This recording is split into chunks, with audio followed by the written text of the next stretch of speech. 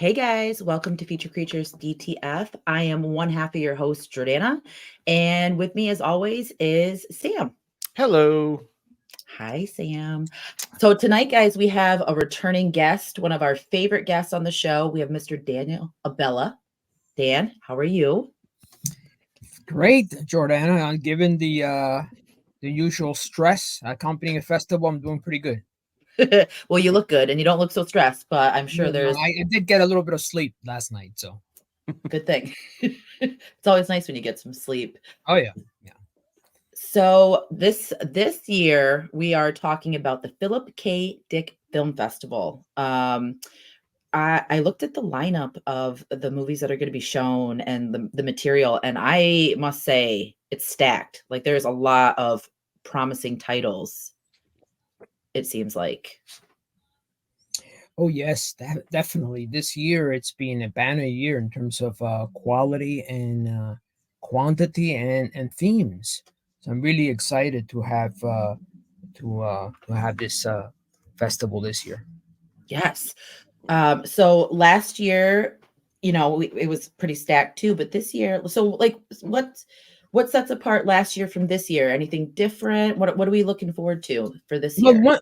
that's a good question. The one thing that struck me this year is that a lot of the films that we have, I would say about 20%, dealing with healing, uh, PTSD, sadness, grief, and how different characters use these sci-fi devices to process the trauma. Mhm.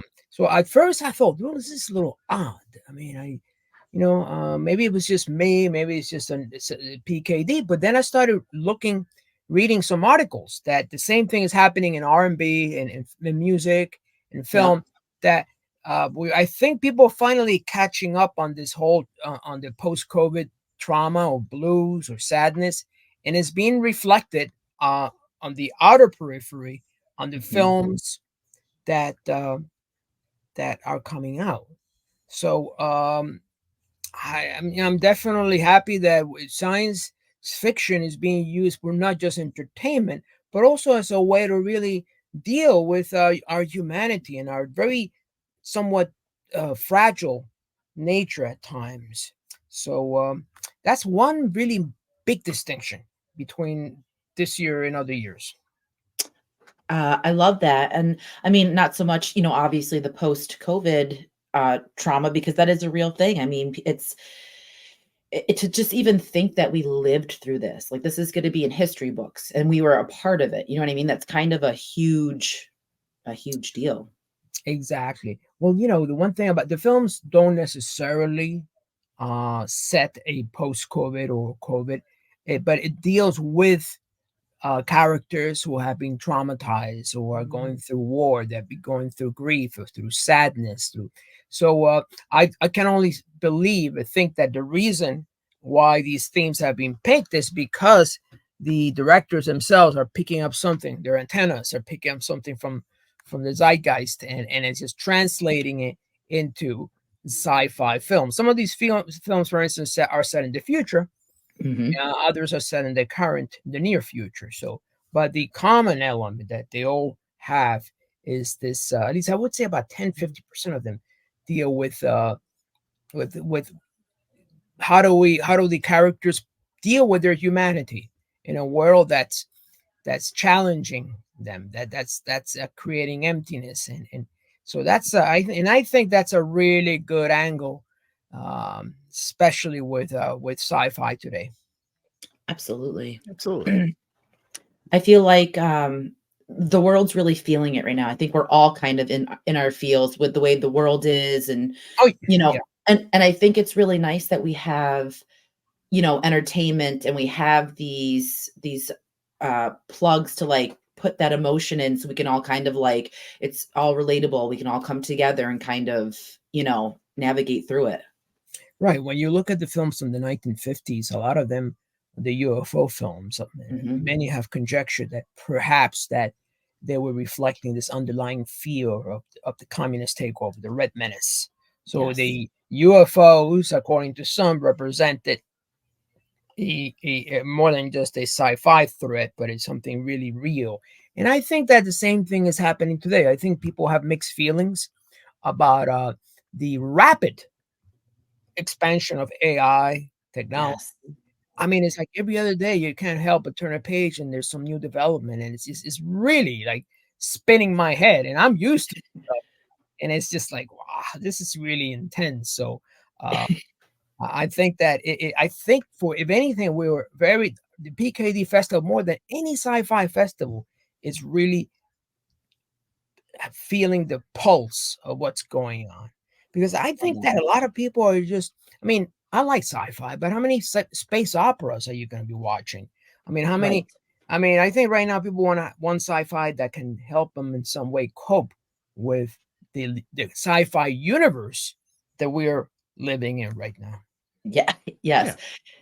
It's funny that you bring that up because I just rewatched iRobot, and that's Mm, with Will Smith.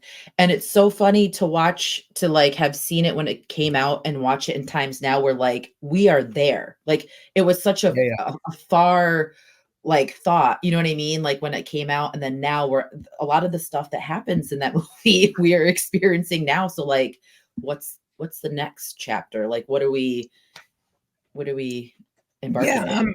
I mean, one distinction I was thinking about this today that we really need to be aware of is this, and this is a very human quality. I mean, part of our humanity is we have a tendency to anthropomorphize uh, objects and Mhm. things and people. I mean, not people, things. So, for instance, we treat them as if they're real live living beings. I mean, has been our nature from the beginning. Um, and I think that we're seeing some of that already happening with AI systems that are in place right now Mhm. that portend or pretend to provide friendship or intimacy or any of these other qualities, because we're projecting the things that we so much need and creating something that's not really human, and then importing it back into ourselves and saying, yeah, that's my girlfriend, even though it's an AI system. But we have to be really aware, and I think a lot of people are not getting it. Yeah. That's our in a way that's very charming of us to be able to anthropomorphize a an object or stamps. For instance, I don't know if you ever met people who are into stamp collecting, or Yes. they treat Yeah. them like they're living beings, Mhm. or they're people with their phones. It's like, my God, my phone is like a part of me. It's like a part. It's like my, and that's a something that we really very need to be very aware of Yeah. as we move forward, because we are creating simulations of who we are, and then we pretend those simulations are we. And that's Mhm. a lot of the issues of MPKD, is that sometimes the simulation is more real than the human. And that could happen in the future as we start to dispossess ourselves of our humanity, and basically align ourselves with the machine or machine consciousness. So machines become more human than humans. That's the whole Yeah. idea of of Blade Runner and do androids, you know, Dream of Electric Sheep. Is this idea is that kind of a dance between the simulation and the real, and which one is real, and it's very interesting period. So I mean, it opens up a whole can of of possibilities, and I think that if anything, what I want this festival to be is a forum, kind of the Greek agora, where people can really talk, not just about being entertained for 15 minutes or 2 hours, but Yeah. as scenarios and reenactments of a future, and how will you react if tomorrow this happens, if tomorrow that happens. Mhm. And I think that's really important for us to do that before, because whether we like it or not, in a year or 2 or 3 years, the world's going to even be more bizarre. So we need to start getting ready, anticipating our ability to adjust and really know what we're going to do. So some preparation is definitely called for in this right now. Definitely. And I love the idea. I think I said this last year, but I'll say it again. I love the idea of film festivals because it gives you that moment to like absorb and kind of take in like what you're watching, and then be able to turn to the person next to you or a couple rows back and be like, oh, I thought this, and have like a conversation with someone and not have it be screen time, I taking a shot. Oh, I posted this on social media, and how many likes can I get? Like, let's have real human connection and talk about what we just watched. Oh, absolutely. I mean, the idea of an actual there's no replacement for real human contact, and these are Mhm. qualitative, not quantitative, and differences. And that's something also that I've been thinking about.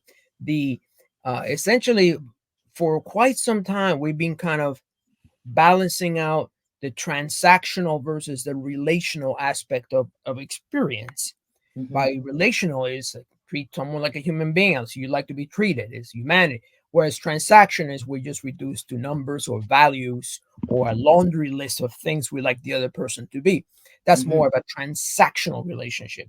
What ends up happening is that we identify with that aspect at the expense of the relational, which can only be experienced when you're with that person or with in a live environment.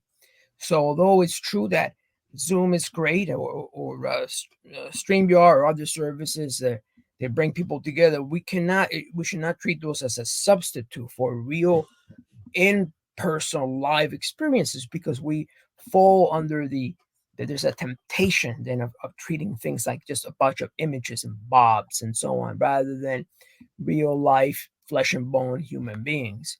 So these Yeah. are some of the issues that we're trying to point out in the festival that Mhm. we need to be very aware of. And unfortunately, a lot of the people who code tend to be very transactional in nature. Yeah. The coders, the programmers. So the stuff there's something missing, and you can't quite put your finger on it. But that's precisely because you're relying on the the qualitative aspect of your experience is something sparse. The Mhm. quantitative may be there. There's something missing. So this is something we really need to.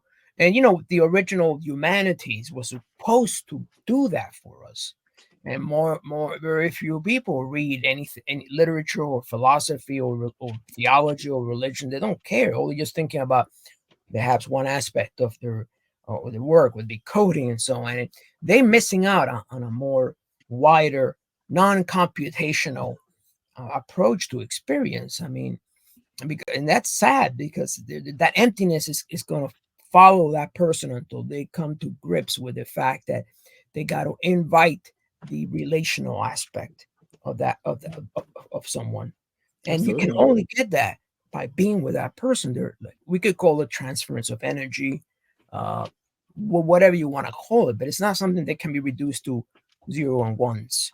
Mhm. Yeah. Yes, exactly. And it made me realize too, such a full circle moment, because like when we had the lockdown and we had COVID, everyone was so dependent on Zoom, StreamYard to connect and to be with people. And now since we're in the post-COVID, we're trying to get back to a sense of reality where we're not so dependent on our electronics, and we're trying to get that connection. And it's hard because a lot of people are so used to it now. Yeah, and that the word is trying. A lot of people still like stuck at home. Mhm. And I say, well, why should I even get out? I got my Netflix, I got my popcorn, I My got to Grubhub. pay a 48-inch, or no, a 128-inch screen. And that's the quantitative, the quantitative aspect of them speaking. So they got the other part is kind of falling asleep, and our job is to sort of nudge them a little bit into just going out and meeting people, Mhm. because they don't even know what they're missing. That's the problem. We. It's almost like COVID puts us to sleep, put us to sleep, an aspect that went to sleep, and we kind of woke up like semi awake and said, "Yeah, well, everything's okay. I didn't, I'm still alive." But there's something there that is missing, and I think that's what we're trying to address, and what better way to do so than through, you know, science fiction films and so on. Absolutely.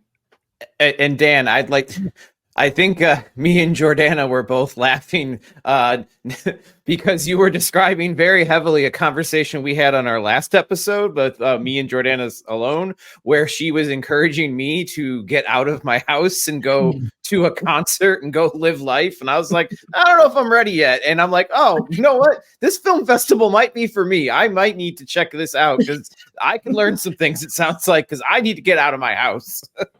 Well, it's true. I mean, I think that one thing here, at least in New York, since COVID, a lot of the more off Broadway productions have been shuttered, and if you look at a lot of the films coming out of Hollywood, these films, they're not even worth getting out of someone's home. I mean, it's like, why even bother? I mean, Exactly. but I think there's been a greater, and that's the corporate corporate monoculture taking over, just reducing everything to tempo films. So Yeah. now that Oppenheimer won a ton of awards, guarantee you're gonna have like 17 other films dealing with atomic weapons and nuclear energy, and it's like, let's do it, let's go. It's like I often wonder, who are these people who have with these deep pockets? Because I like to meet one or two of them. Yeah. Right. Like, where are No, they? stop. This is our festival. This is a really because they seem to be hypnotized by these. They just look at numbers. Yeah, maybe Oppenheimer won a lot of awards, did very well at the box office. Okay, let's make another 10 films like that. That's it kind of thinking. Very Yeah. cookie cutter. And that wasn't necessarily the case. Remember back in the early 70s, I think Hollywood went through a period like what's going on now, and then it opened its doors to the anti-heroes like the Robert De Niro's, Dustin Hoffman's, who made a lot of films that were completely against the standard Hollywood drivel that was being put out in the 50s and 60s. Very indie style. Now with Steven Spielberg and Star Wars in 1977, that's catapulted the whole movie industry into a new level of corporate marketing.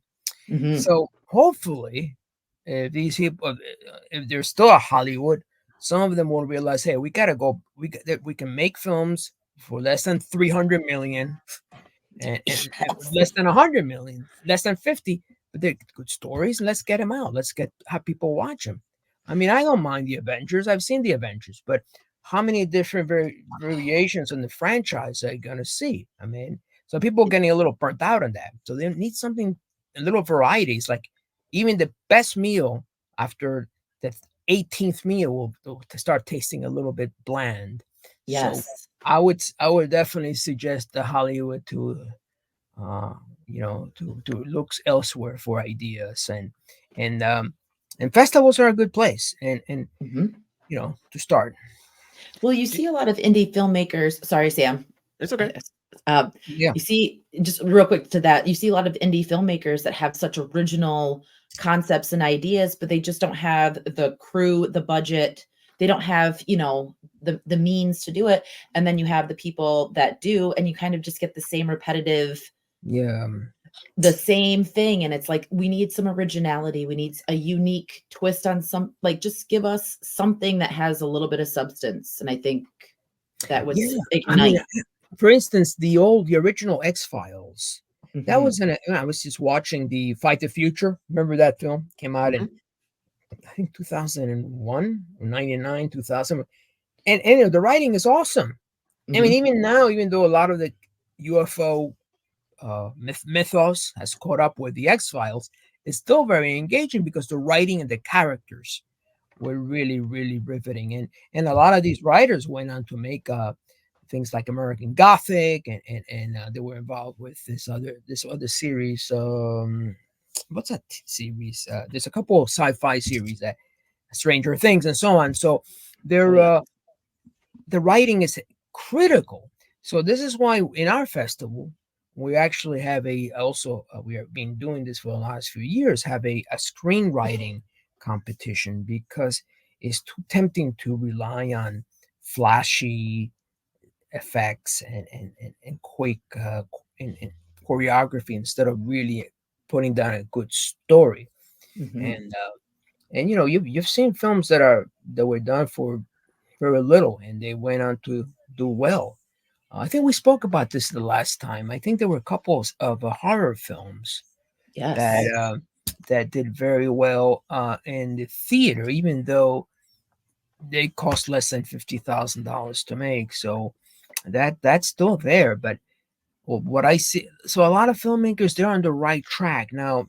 When it comes to shorts, it's not, you have a good idea, it's a punchline, 15 minutes, boom.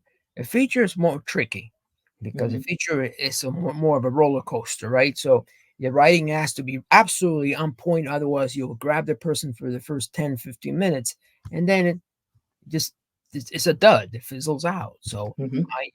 we're encouraging good writing, and in addition to the screenings that we're having, we're also going to have one distribution panel, you know, from the eyes of a filmmaker. That's the name of the panel. Oh, I love that. Yeah, That's cool. and Mhm. then the other one is going to be a kind of a. We're inviting a lot of semifinalists to actually come on a panel where they'll be talking about how do they get inspired, how do they get the ideas, how do they put the script together, and so on. So give them a chance to really uh, speak out about that. I love that you guys give them an outlet to like talk about the creative process, because I think that's crucial to like, I don't want to say explain it, but talk to people who are maybe future filmmakers that have always wanted to do it and they just haven't had the Right. chance, or they're nervous, or they don't have like the right maybe connections or whatever, and they get to see, them talk about it, because that's inspiring for people. Yeah, I mean that's the idea. Is you can go to a festival like ours, and then hopefully meet if you're a filmmaker who has, or maybe someone with a great idea. You can go out and maybe meet a producer or meet a choreographer or meet someone who can then, and if sooner or later you guys can you form a team, a Hmm. good team, which can then become the nucleus of putting together a picture, a movie, or a feature. So yeah, I think that's important, and getting all that done that's part of our goal. But our goal is to really bring them together and create a sense of kind of a community, uh, Hmm. not just of screening. Bye bye, thank you for coming in. But so we're doing everything we can with our very limited uh, resources to Hmm. bring them together. For instance, we have a designated hotel that is we've and the hotel is offering them a small discount. So hopefully they'll meet there, because let's say you're in the lobby between screenings and then you meet, oh, I see you, you're at the Philip K. Dick. Yeah, what do you do? Bang. Because when Yeah. you're in a screening, there's too much of that. Okay, you got bye bye. You got the Q&A. Everybody's rushing. Everybody, thank you. See you later. And Yep. you miss that chance, that very kind of casual moment when you can just get to meet the other person. So we're trying to create those moments, either in terms of panels or in terms of hotels where they meet, or small receptions, and so on. And the idea is for that they can make connections, and nothing gives me more pleasure. Right? It's like when I see eventually a filmmaker Yes. who as a appear in our festival. Now he's now in the major leagues. For example, we have one. His name is Tony Dean Smith. Hmm. I found out it by accident because they never reach out to us. But Tony Dean, we had his world premiere at the Philip K. Dick Festival in 2019 in L.A. And his film was world premiere, and then later was picked up by a distributor. It did very Wow. well. And then later, the next thing I found out is that he's actually directing, um, a Hollywood film. That's So, amazing. I bet you feel so like, oh, I I don't felt want to great. I I don't felt want great. to say proud, but I'm sure you're just like happy dad in a sense, like you. Well, yeah, yeah, exactly. It's like we gave him, it was an amazing feature. That was a feature, Mhm. amazing feature. And Tony Dean Smith, in fact, we interviewed him a couple years back. Great guy. He's from Yeah. Canada. Uh, I think South Africa originally, but he's living in Canada. But I mean, um, another one, he's a documentarian. His name is Chris Garitano. And his film, he before Stranger Things, Stranger Things was based upon the Montauk Project. Yes. It was kind of an Yes. urban legend in Long Island. So Chris Garatano directed a feature documentary, kind of part documentary, part reenactment, and it had a world premiere at our festival back in 2015. And a few years later, turns out that he was now running an episodic program with the Discovery Channel called Strange World. It's only did only one season, but you can check it out on the Travel Channel. It's called Strange World, dealing with and he even mentions us in the open, which I thought was very, very nice of him. In the That's opening, awesome. yeah, in the opening, first opening, I guess, chapter or season or episode, he says, "Thank Philip K. Dick Festival." Says, "Yeah, that's great," and I'm sure there are other people gone to do. We haven't heard from them. Sometimes they'll stay in touch with us. Sometimes they're so busy they don't. So, but it's good to know that we're in our own very modest way, we're helping some filmmakers move forward. Absolutely. We need more festivals, more platforms for, up and coming artists, actors, everything, screenwriters to just creatively come together and use their resources. No, it's definitely true. I mean, we really need to do that. And up until a year or two ago, I was wondering, well, is there really a future for sci-fi?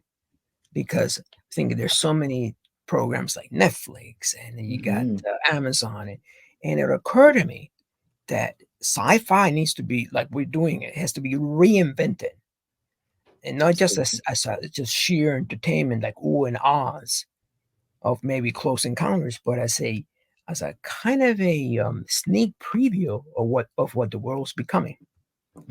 Has to be reinvented, because you could say, well, why even bother? Just go check out Netflix. They got a couple of good shows, but that's Netflix never going to show you this kind of cutting edge stuff. There's a program that comes close to that, but I'm not sure if I forget the name, Dark Room or something. Well, no, is it Black Mirror? The Black Mirror, yeah, that's a great show. Yeah, that's a good show, but so I think that's in a way what we're doing. We're reinventing ourselves for the new age, for the new zeitgeist. So it's not just about entertainment, but it's about a sneak preview into what the world is going to be. You want to know what the world's going to be in 5 or 10 years from now? Well, check out this film with that film, rather than 3000 Starlog 8977 takes place like 30 generations into the future.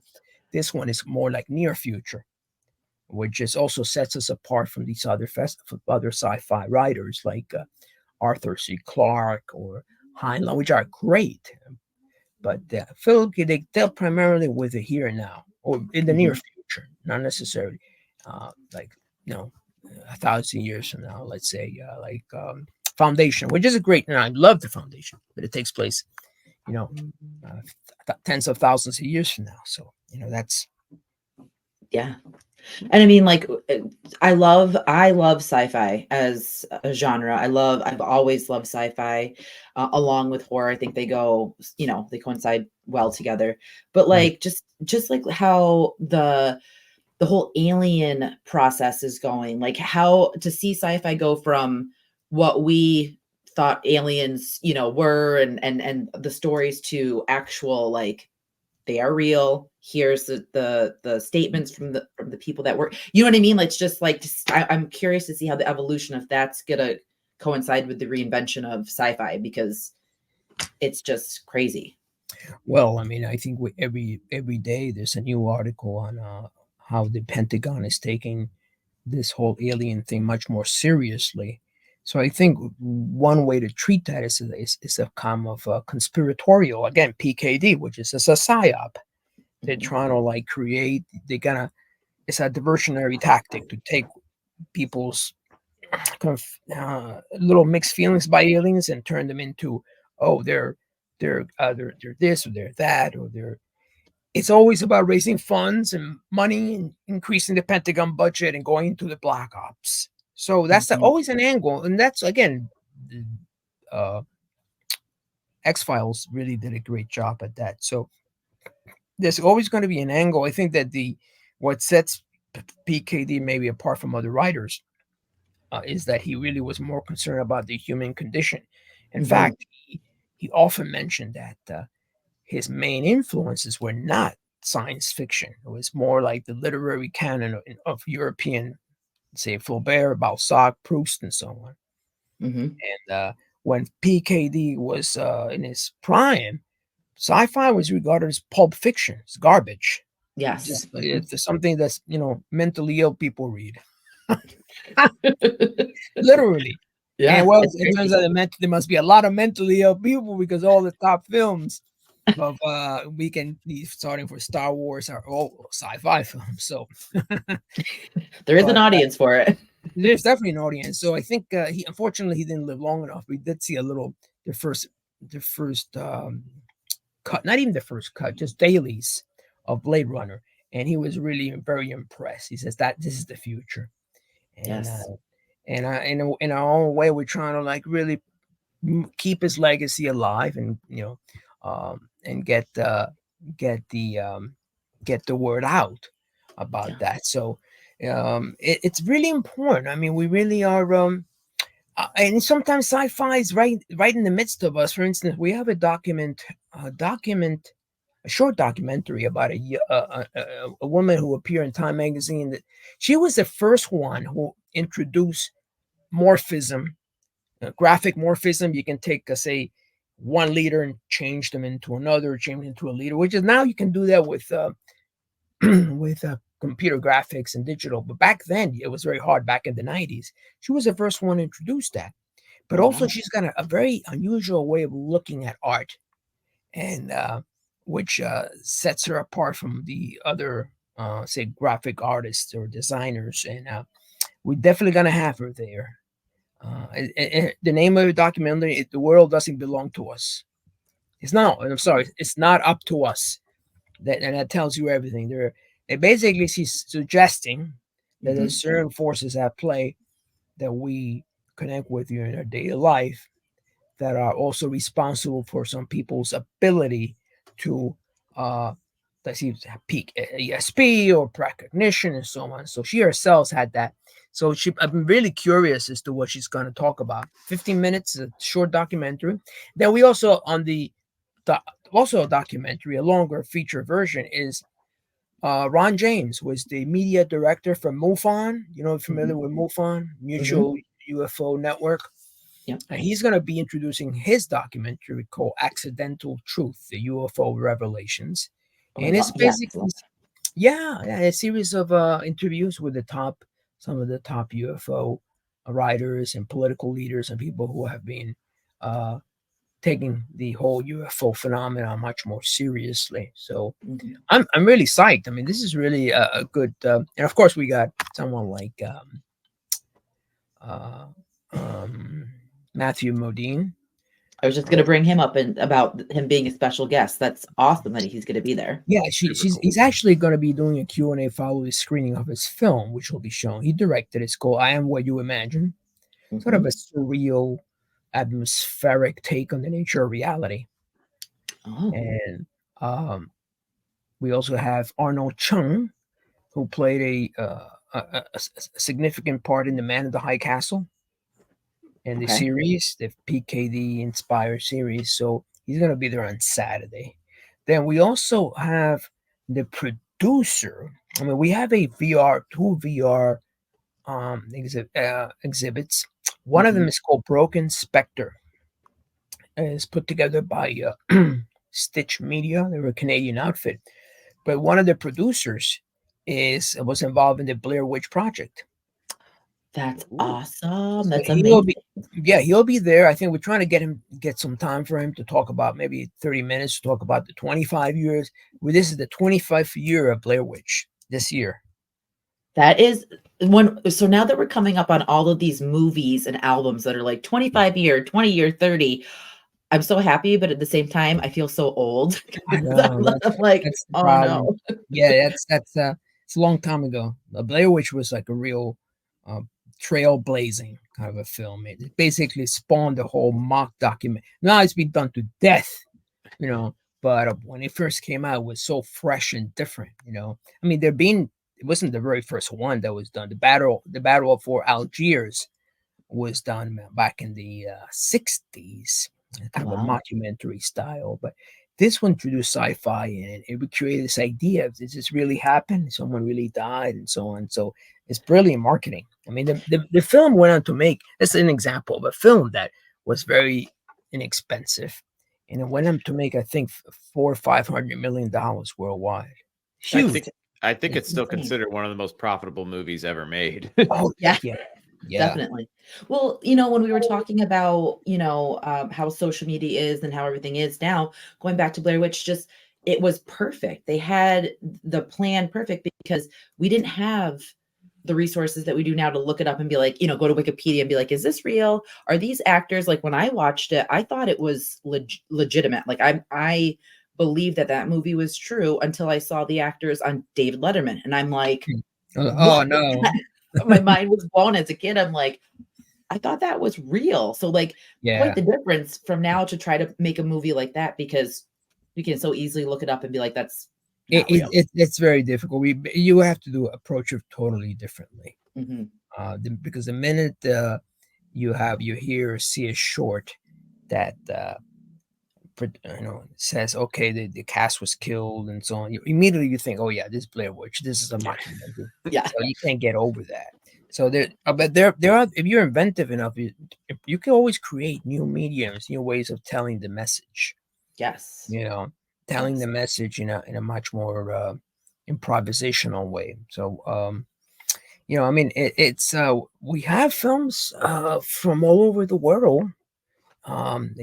Just to covering all the main continents. Hmm. Um, we have, I think there are 75 films. Believe somewhere about 75 films and 13 screenplays and graphic novels. Oh, I love the graphic novels. Oh Have yeah. to. I feel like that has to go in there with sci-fi. Oh yeah, graphic novels, and we also have at the producers club, because that we're doing a big portion of it at MOMI, but also a portion at the producers club. Hmm. For those who don't want to go to Queens, you have these Manhattan snobs who just know, I don't want to go to Queens. It's too far. It's so far. I don't never been to Queens. No, I mean, you got these people who are like that, but they just prefer to stay in Manhattan. Then we're in Midtown Manhattan near the producers club, and we have a whole, for those who have Friday afternoon, a matinee special. We have Japanese sci-fi. We got Ooh. um one that won several awards, called Distant Thunder, and Hmm. that's going to be followed by a 2-hour block of anime and animation. A lot of it coming from China and Japan. Love that. Awesome. So for those who are into that, there's definitely there's going to be some cool films for that. So um, the whole idea is to really try to reach out to different expressions of sci-fi. Some of them are more straight up hardcore techie, hard sci-fi or techie based. Others tend to lean more towards the supernatural, Hmm. eerie, even some horror, or sometimes we mix it up. And I'm So here for that. yeah, I mean, the idea is that the pure sci-fi sometimes is a little bit too cerebral, Mhm. whereas horror tends to be more visceral and gets you really. And then you got those films that combine the two, that are really, Yes. and that's rare, but they're there as well. Yes. There was a couple movie titles on the list that caught my attention. It was Alone Together. Like Yeah. that looked really inviting. Creep Box, of course. I felt like that had like a dark, eerie look to it. So that was right up my alley. Oh yeah, yeah. I mean, Creepbox is shortly. This is about a scientist who creates a box or a machine that can pick up and store electronic EVPs, which are electronic voice phenomena. Ooh. I haven't seen the whole film, but I've seen parts and bits. Without telling the ending, he's able to pick up that information, or the vestiges, but along with that comes the implications of what the person who is deceased thought of the partner, for instance. Or so it explores how a machine like that could really take someone, turn someone's life upside down. Um, Absolutely. EVP, electronic voice phenomena. And then Alone Together, it explores intergenerational trauma. Is basically a story of a young man who, when he's 7 or 8, watches his father, who was suffering from PTSD, shoot himself in the head. Oh, And yeah. he grows up with that trauma, and essentially now he's reliving the trauma. Not only reliving the anger of that trauma in someone else, through someone else. So it explores that dynamic. And then we have a short called Black Dragon that Mhm. is also similar. It's sort of a reenactment of the My Lai incident in Vietnam.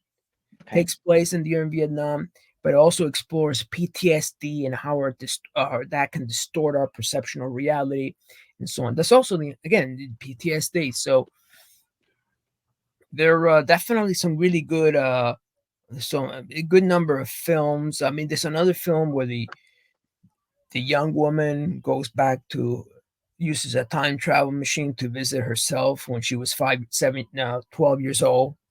Oh, Says, wow. what advice will you tell your younger self? Especially if your life didn't go where you want, didn't take you in that direction. And Yeah. that explores that. It uses sci-fi as a prop, as a kind of a way of exploring that dynamic.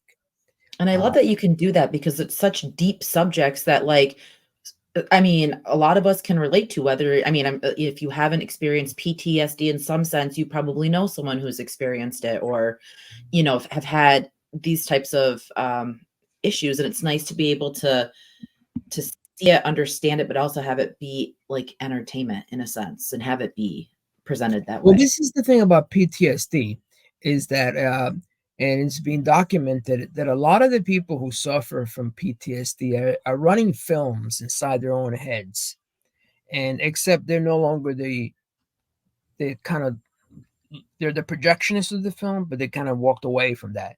So they're running these films automatically. So part of the treatment of PTSD is taking control over one's films, internal films, It's a and good way to explain it. it kind of parallels the way the cinema was put together.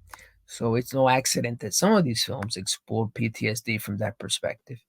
Yeah. I think there's one film dealing with with repressed memories. Again, using sci-fi, using a kind of advanced technology, and it's a young man has turned and he wants to release those memories, and then he has to Mhm. go back to the past using this kind of a neural link machine that connects him to those memories. And then the flip side, you have this Asian director who's coming, he's actually showing up. Explore. It's called Buffering. Mhm. Please wait, which is the flip side, the dark side of Neuralink. What if these machines that are set start malfunctioning and they start impacting your sense of identity? And Mhm. this, and so she's plugged up. She's plugged one of these machines or one of these systems, and all of a sudden it malfunctions. She starts feeling dissociated and disoriented, and a sense of emptiness. And a lot has to do. And every time she tries to find out why, it tells you buffering. Please wait. Please wait. Oh, God, I That's love that. that's clever. It Yeah.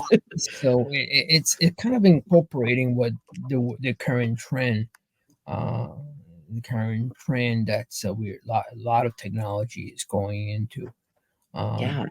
in dealing with these issues. But some of these films don't explore alternatives. They explore other ways of dealing with these very same human conditions.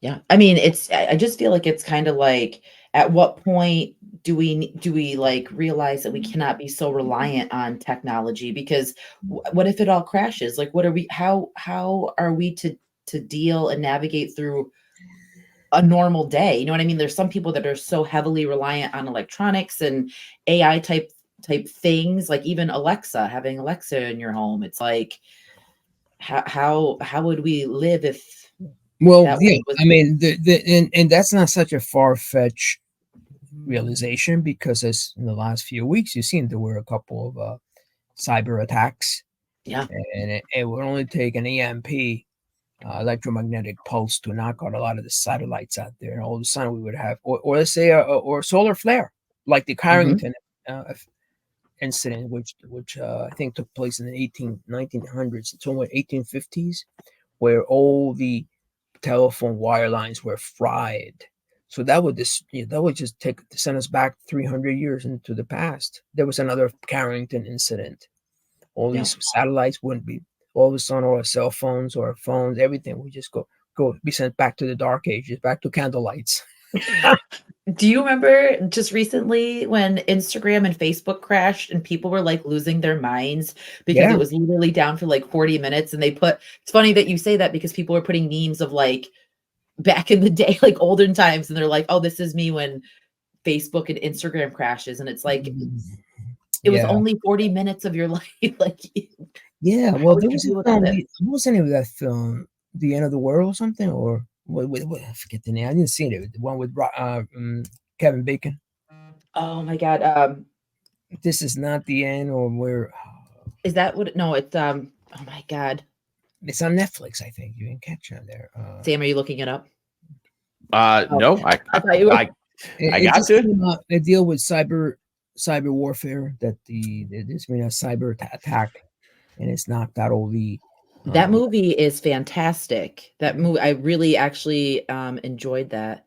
And Julia Roberts leave the world behind. Yeah, exactly. See, that's the thing. These are warnings. We shouldn't rely too much. We would tell people, listen, at least once or twice a week, leave the technology behind, go to the woods, pretend there is no technology. Just start living, because you never know when something could happen where all of a sudden you're sent back to the early 1900s. Yeah. And also we have to like learn how to be reliant in case that happens. You know what I mean? Like, what resources do we use? Like, we need to be able to have a plan in case it happens, because it crashing is more of a percentage of happening than not now. So. Exactly. I mean, that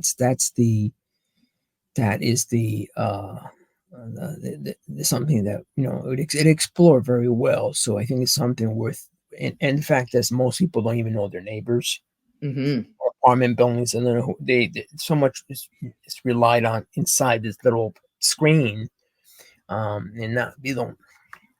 All I sense of communities that's disintegrating. So that's something to really be aware of. And that's where sci-fi comes in, to really kind of, again, a reenactment of what if this happens, Yeah. And it's great though, because you have the Sci-Fi Fest and you have the festival, so it's nice to be able to have that for people can come together and get away from the screen and actually be together and enjoy everything. Right. I mean, the idea is you get to meet people in the flesh, in the bone. I mean, although we will have a streaming link at some point down at the end of the week, but we would much prefer people actually show up in person. Yes. And because that's that when you have that, there's no real substitute when you are in a movie theater and you're part of this larger, whether it be a movie theater or a concert, or it's a live experience. It's you gotta feed off each other's energy. Yes. And that's something that you can, done when handled properly, it can really benefit the person. Yes. So it's really, we definitely ask people if they can to really attend and really participate, because in this way they get to meet other people, and the museum is really, let's face it, it really is like almost like ideal for the sci-fi festival. Have you never been to the MoMI? Have you? You're not familiar with it? No, and I just not this year, but last year in September, I went to New York City. I went to Brooklyn to see a concert, and I wish I had more time to like explore the city and kind of, because like what you were saying with Manhattan and Queens, it's crazy how big New York City is. Like, my husband drove, and thank God he did, because driving through the city was, oh my goodness, like as you're going in, trying to navigate was, I would have been left at the median. I probably would have crashed. Yeah, New York City is but once you get the hang of it, how especially in Manhattan, it's kind of easy because it's numbers and avenues. Hmm. First Avenue, second, and then the streets. But once if you're in Queens or Brooklyn, yeah, that can get tricky because it's not quite the same. Yeah. But yeah, I mean, Momi is I think it was built somewhere in the 1990s, Hmm. but it's definitely an homage to the moving image, and it's got sets and it's got costumes and it's got even the miniature replica of the Tyrell building, which is you can see that in Blade Runner. Hmm. So it's a great place to have it because you can just go there and then just go to the various exhibits. For instance, last year I didn't know this until we were actually doing the festival. There was a Walking Dead exhibit in the Oh, museum wow. at the same time we were doing our festival. I mean, so what better way? You checking out a couple of cool films and go to the second floor and check the exhibit. It's That's awesome. awesome. Yes. I mean, at some point I would really love to be able to come down and attend the festival because chatted with you for like what, it's going on 3 years now. Yeah. Would love to be able to make a trip down and experience this because it just seems like an amazing time. It's I think it goes way too fast. I think Yeah, my I'm sure. experience. I feel the festival, the way I think of the festival is almost like the Buddhist monks that spent a whole year building a sandcastle, Yep. and then with one wave of the hand, the whole thing just Ooh. goes back to. That's what I feel with the festival. Is like we spent a whole year building it, and then we have a couple of days, very intense, and then back to zero. I know, At I'm least sure. for us. I mean, for others, maybe that would be the starting point where they can, maybe go bigger and better things. So yeah, but it's an interesting experience from the beginning. It's as I said, it's very intense, especially leading up to it because you got to coordinate with Mhm. filmmakers and projectionists and there's various factors in making. And then we got guests and we have speakers and putting it all together in a schedule that makes sense. It's not easy. So it does take a lot of time, and um, unlike some of these other festivals like Tribeca, we don't have tons of sponsors that can because you see that's the thing. I mean, a lot of the top festivals are very corporate driven. So they do Yes. get these sponsors, but a lot, there'll be some cool films coming out, but a lot of it is just like, that's nothing to write home about. At Right. least Nothing special. it gives us a lot of satisfaction when I hear about, let's say, Tony Dean Smith, whose world premiere now he's on to, making feature films in Hollywood. You Yeah, know, it's amazing. I'm sure that's a great feeling to know that were a part of assisting and like being able to help him achieve his yeah, dreams to do that because I mean, a lot of people don't get that opportunity. There's so many people that have ideas and just can't execute it because of whatever A, B, and C. So it's great yeah. that you do this. It's a lot of luck, talent, people, timing. There's so many factors. Hmm.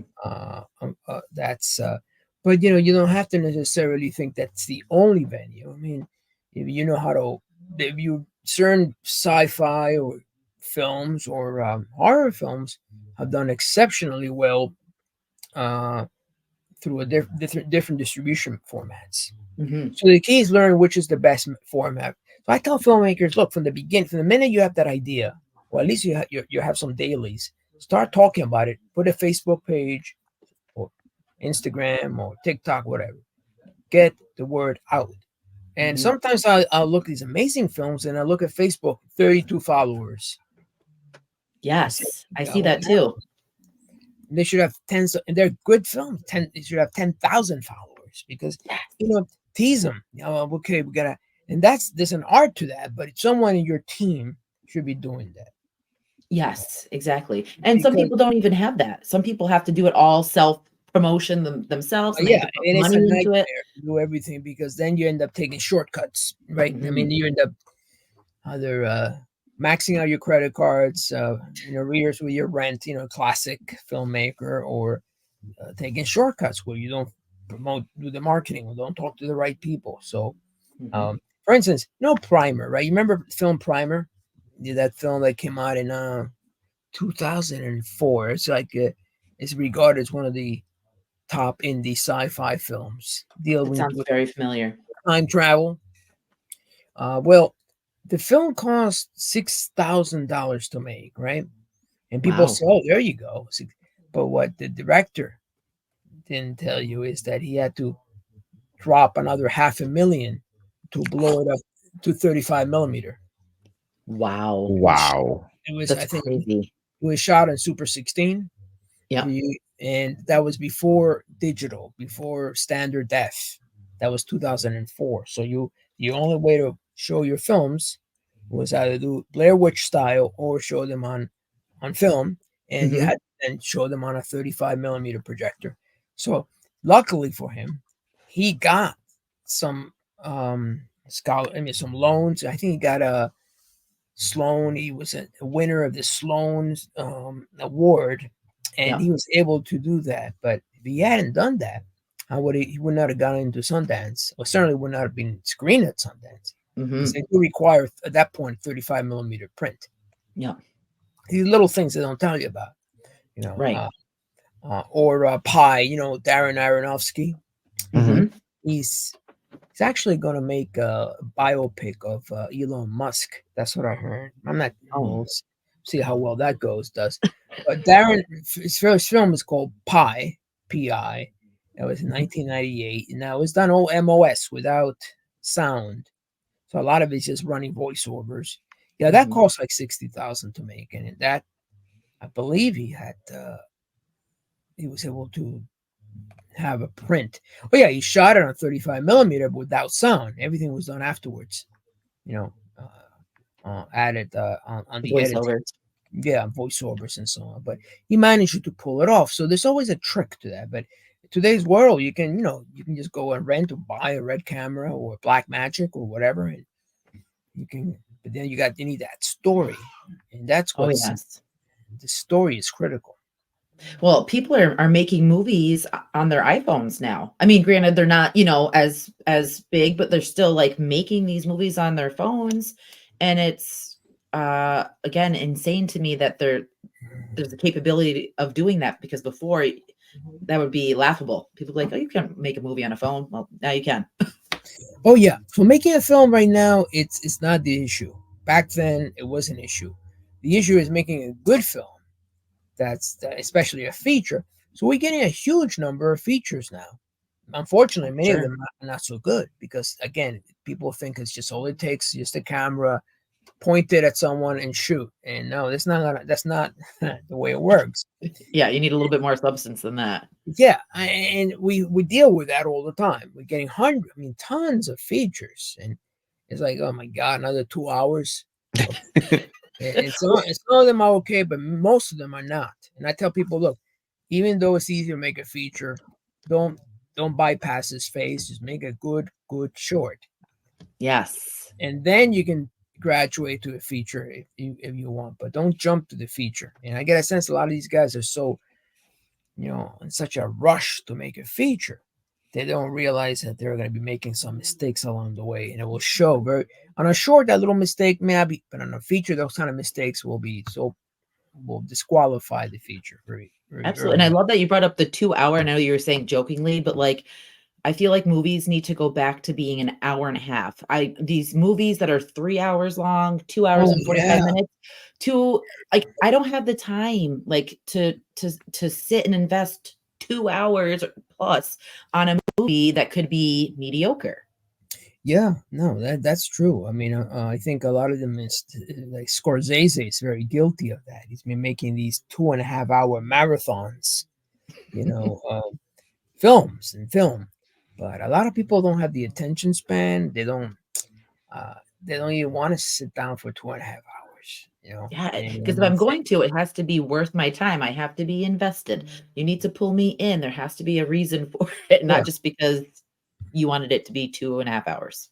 yeah, no, it's crazy. I mean, we actually do one of the films that we have are just Japanese sci-fi. It is exactly 2.5 hours. It's called Distant Thunder. That's why you have a huge block and fortunately, the director's not. Usually, if the director shows up, we like to show the films at MOMI. But Mhm. luckily, he's all the way in Japan, so we'll show it at Producers Club. That's more for the niche crowd that is into hardcore sci-fi, Japanese sci-fi. Yep. Yeah. Exactly. Yeah, but I think there's always a way to continue making good films, and Mhm. writing and reading is the key to good stories, good ideas. I mean, there's so much to draw from this day and age. Yeah. Absolutely. So the old tropes don't even bother. I mean, a time travel, what I mean? Save your friend. Or it's just I've seen it a million times. Why do that? Something different. There are a lot of things going on that are much more interesting right now. Yes, and there's so much more that you can work with and so many more options for storytelling. But the good thing is though, is you saying that you had so many entries, there will be no shortage of film festivals. So that's good, for the future that it won't be, coming to a halt anytime soon because of No, all I think. Well, creativeness. also with there are only maybe a dozen or so national sci-fi festivals. So I mean, big ones. Ours is one of them, but and people like there's a genre. So usually, if our film appears as say catch, chances are someone will see it. Let's say Boston Sci-Fi or Austin Other Worlds or Fantasia in Canada. They always like looking Mhm. at each other's films because they're Yeah. good. That's the thinking. That it's a kind of a vetting process. Yes, absolutely. But you every so often you do want to, for instance, we had Tom Sizemore, the Mhm. director from Saving Private Ryan. Yeah. He unfortunately passed away early this year, but I think his last feature we had was a world premiere, which we had at our festival last year. It's called Impuratus, and it was a world premiere at our PKD festival. Unfortunately, I think a month or two later he passed away. Oh, that So is unfortunate, but that's awesome that he got to that happened at yeah, your festival. he actually didn't show up. Maybe he was already sick or something. He didn't show up, or the director did. But we had him though, Mhm. in 2018 for another film. A whole bunch of actors were there. And it's interesting how we've had these actors like Nikki Klein, from Battlestar Galactica. You remember her? Yes. Yep. And she was there, and we had a few. We had Armand Asante. Armand Asante is the one who played Gotti. Maybe in Napoleon. Maybe 20 years ago. Yeah. No, nobody's getting younger here, but at the very least, he was very cool. I mean, and so that was a good year, 2018. I think we had some really good. Every year is different, but so this year we're trying to get back to that level of a star-studded event, at least some Yes. stars and good films and so on. And hopefully, I think that will work out nicely. I'm excited. I can't wait to hear how it turns out. And as you said, it goes by quick. So I can't wait till we It discuss goes next year too it of what's goes coming by up. way too fast. Just way too fast. I mean, we got the one in Europe, which is much smaller. It's smaller. We've been doing it at the same location for Mhm. 8 years. But it's very, very committed following.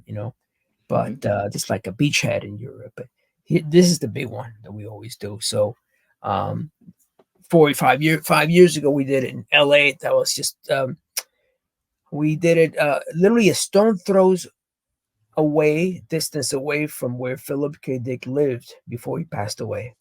Literally That in That's cool. yeah, Santa Ana, California. Yeah. that's awesome to have that connection, to be so close and to be there. So yeah, and there's some really strange coincidences. For instance, we've got John Leguizamo, right? Oh yeah. Absolutely. Yeah, he's it turns out that my one of my technical operator, he when he was making films, he auditioned John Leguizamo when, like 25 years ago, Yeah. and he was just starting out, and he came He to was a his young audition. buck. He was a young buck, and John Leguizamo is also starring in a new PKD film. Love that. It's in pre-production. And one of our shorts called Chaska, Mhm. which deals with alien hybrid DNA and how the government is trying to use the Ancestry.com to track this person down. Mm. Well, she knows John Leguizamo. I told her, invite John. So it's a no-brainer. Come on. Yeah, of course. John, come on. Where are you? I told her, let her know, and we gotta be out the stars. You can meet up with Matthew or Arnold Chun and so on. Yep. So I was so happy to see him. This is like a sidebar, but just that you brought him up. I was so happy to see him in The Menu. I don't know if you saw that, Dan. which one? The Menu? The Menu. It was, I think that was last year, a release, and it had oh my God, what's his name? Ray Fiennes. Yes, Ray Fiennes. Oh Yeah. no, I haven't seen that. It was so good. I know in the last few years he's been taking on a lot more serious roles. Mm-hmm. Because when he started out, he was doing a lot of comedy, improv, and but now in the last few years, like I've seen him in John. You ever seen him in John Wick? Did you ever see? Oh him? yeah. Yep. Yeah. So he's apparently in a new series, or was on I think on Amazon or Netflix, one of those two. So, but yeah, we're trying to get these people on board, and as you know, that in the next couple of years, Alfonso Cuarón is doing a biopic, a kind of a magical biopic with Charlize Theron, where she plays PKD's dead sister. Wow. Well, the story goes that he had a fraternal sister, Mhm. and she passed away 2 weeks after he was born. So I think there's a lot of stories deal about this dark hair woman, and a lot of people thought that has the references to his sister, like like a part of him died when she died. Mm-hmm. It was Jane, and so I think the story in this biopic, it kind of explores what if PKD's in a way communicating with her spirit, So it's Alfonso Cuarón, man, was his from my movie.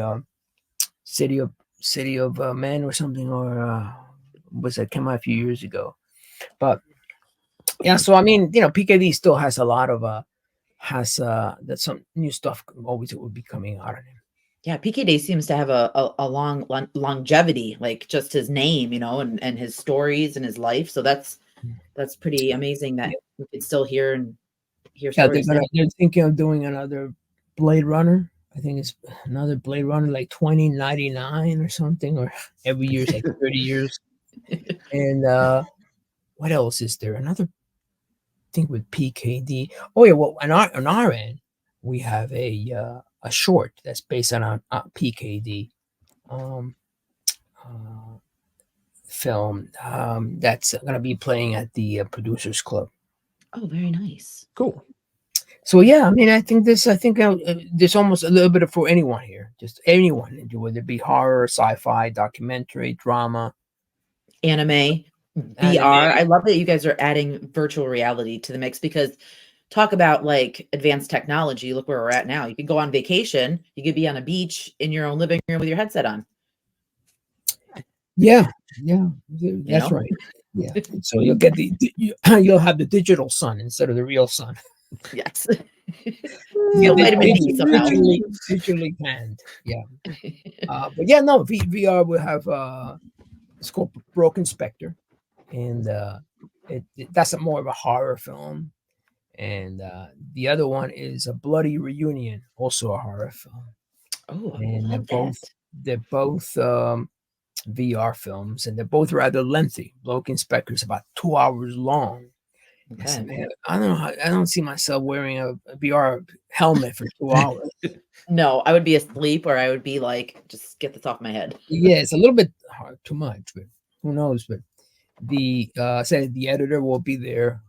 One of the producers from Blair Witch will also be there. So it's a lot of different things. So yeah, I'm keeping my fingers crossed that things will shape up nicely. Well, maybe next year we could actually maybe attend, and we could like interview and have like an actual person to person interview with you sometime. Like that would be awesome. Oh, absolutely. That'd be great. Be more than happy, Yes, And definitely. hopefully next year we'll have a little bit more time with Momi. I think that we kind of had to, with this year, we'll have a little bit more time to plan things. And I think they kind of like what we're doing. But after the pandemic, there was a big reset. So we had to they have a new trustee there. So we had to make some new phone calls. But I guess we're back in the groove. So hopefully next year will be even bigger and we'll have a lot more panels and a lot of cool stuff. Maybe make it almost like a week long. Ooh, that would be amazing, and totally looking forward to it already. Even though this one hasn't happened yet, but still, that's exciting. And This is going to be pretty intense. It's going to be 4 days, but back to back. I mean, like every Thursday we start at 4, and then we run till midnight. Friday we start at 11 and run till midnight. Saturday we start at 10. Panels start at noon. Then we run till midnight. wow. Sunday we start at 1 and we run till 7. So it's a good number of hours. That sounds like a great weekend. I would love to Yeah, be able to. Jordana, you're more than happy to. We're more than happy to have you here and show you around, and we'll definitely have a lot of different venues and you. So exciting, good reason to come back to New York. Absolutely, I would love that live stream from everywhere and get to talk to people. That sounds right up my alley. And I'll send you the link once we get the StreamYard going. Yep. Not the StreamYard, the Binge Wave link. I'll send you that link, and then you can maybe catch some of the films on your end. I would love that. Maybe, and then I can like feature some of them on our show and on Pretty Killer Podcast as well. So that would be awesome. Awesome. Fantastic. Yes. Well, Dan, as much as we could sit here and talk all night with you. We appreciate you sitting down with us and hanging out with us. And we will put all of the information in the descriptions, the movies, the link. Again, for everyone listening, April 4th to the 7th. And we'll have everything included so people can know where to check it out. Again, thank you for your support. And we hope to see you live, not video, maybe next year. I'm fingers crossed. I'm manifesting it. Yeah. Yes. Sam, do you have anything else to say?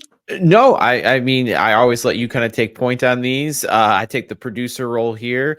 And you've asked everything I really wanted to ask. The only thing I wanted to ask is I said we always talk about food on this show, Dan. So just as a fun like popcorn question to end it with, you've mentioned before that there was a fun segment you guys had where the presenters were throwing popcorn balls, I believe you said, to the audience. Was that correct? We're still doing that at the Producers Club.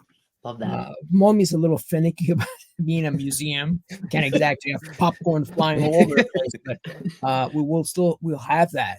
That's at the Producers Club on Thursday and Friday. We'll definitely have popcorn bags. There we go. Cheddar cheese and the different regular, styles. So definitely that's part of the attraction. I mean, it's more Producers Club. It's more kickback, more horror driven. It has that kind of like real. Have you ever been? A little gritty, getting rough, but in a good way. Whereas, something like Momi is great. It's more sci-fi, But they both have their pluses. Popcorn and movies is just seals the deal for Sam and I. So absolutely, we'll have a big bag for you guys. All right, well, thank you, Anna. Thanks for supporting us, and hope to see you real soon. As always, thank you, Dan, and thank you to everyone listening. Take care, everyone. Thank you. Bye. Bye-bye.